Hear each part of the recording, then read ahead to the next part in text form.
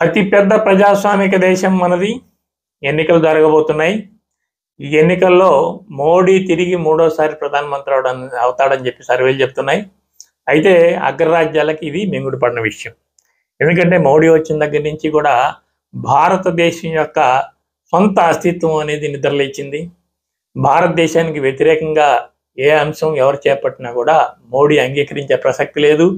భారతదేశ వ్యతిరేకులంతా పాకిస్తాన్లో కాల్చి చంపివేయబడుతున్నారు. భారతదేశానికి నచ్చని ఒక గ్రూపులో ఉండటం, అటు అమెరికా గ్రూప్లోనో ఇటు రష్యా గ్రూప్లోనో ఉండటం అనేది భారతదేశానికి నచ్చదు.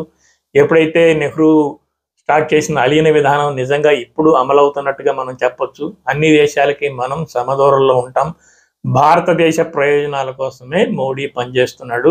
ఈ విషయం పుతిన్ స్పష్టంగా ఒక సర్టిఫికెట్ లాగా ఇచ్చేసాడు కూడా.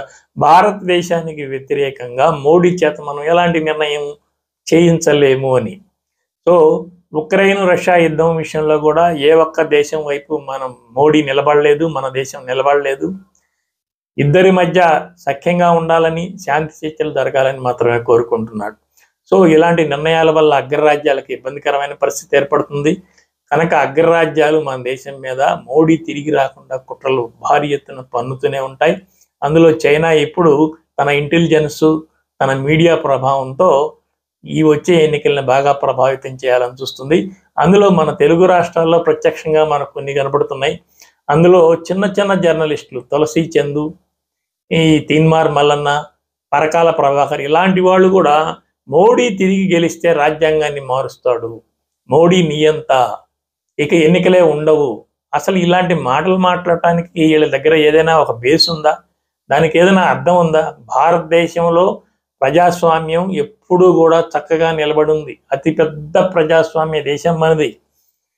ఎవరైనా సరే వచ్చి ఎన్నికలు పెట్టకుండా ఈ దేశాన్ని అణిచివేయటం సాధ్యం కాదని చెప్పేసి ఎమర్జెన్సీ పెట్టిన ఇందిరాగాంధీ రోజుల్లోనే రుజువైపోయింది. ఇందిరాగాంధీ ఎమర్జెన్సీతో దేశం మొత్తాన్ని ఒక సంవత్సరంన్నర అణిచి ఉంచగలిగింది. కానీ ఒక్కసారి ప్రజాగ్రహం పెళ్ళుబికింది, ఇందిరాగాంధీ కుప్పకూలింది. ప్రజామోదం లేకుండా ఈ దేశంలో ఎవడు ఏమీ చేయలేడు. కనుక ప్రజామోదం మోడీకి ఉంది.